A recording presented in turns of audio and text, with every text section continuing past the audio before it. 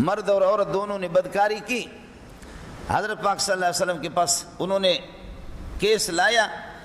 اور چرگا آیا حضرت کے پاس. حضرت نے فرمایا کہ تمہاری کتابوں میں کیا ہے؟ فرمایا ہماری کتابوں میں یہ ہے کہ اگر کوئی مست ہو کر کے کسی عورت کے ساتھ ناجائز تعلقات قائم کرتا ہے تو ہم اس کا چہرہ کالا کر کے اس کو گدھے پر بٹھاتے ہیں، گھماتے پھراتے اس کی رسوائی کراتے ہیں کہ یہ وہ ذلیل ہے گدھے پہ جس کو سوار کیا ہے، اس نے اپنا منہ کالا کیا ہے، اس کا منہ بھی ہم کالا کرتے ہیں. اور ان کا جو مولوی صاحب تھا، حضرت نے فرمایا کہ تورات لاؤ.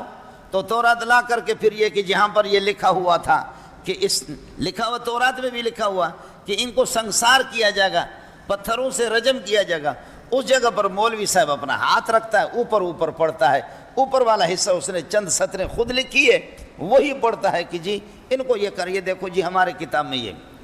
لیکن ان کا اپنا بڑا مولوی وہ محمد کی خدمت میں صلی اللہ علیہ وسلم وہ صحابی بن گیا، بہت بڑے عالم ہے. قرآن نے کئی جگہوں میں اس کا یہ ہے کہ اس کی طرف واضح الفاظ میں اشارہ بھی کیا ہے. حضرت عبداللہ ابن سلام رضی اللہ تعالیٰ عنہ، حضرت عبداللہ ابن سلام رضی اللہ تعالیٰ عنہ فرماتے ہیں کہ حضرت مولوی صاحب سے کہہ دو، ان کی ربی سے کہہ دو، یہ جو ربی ہوتا ہے یہودیوں کا، مولوی صاحب سے کہہ دو کہ اپنا ہاتھ یہاں سے ہٹاؤ، اس کے نیچے کیا ہے؟ نیچے تو دیکھا کہ لکھا ہوا ہے کہ مرد اور عورتیں اگر بدکاری کرے، شادی شدہ ہوں تو پھر ان کو سنسار کیا جائے گا.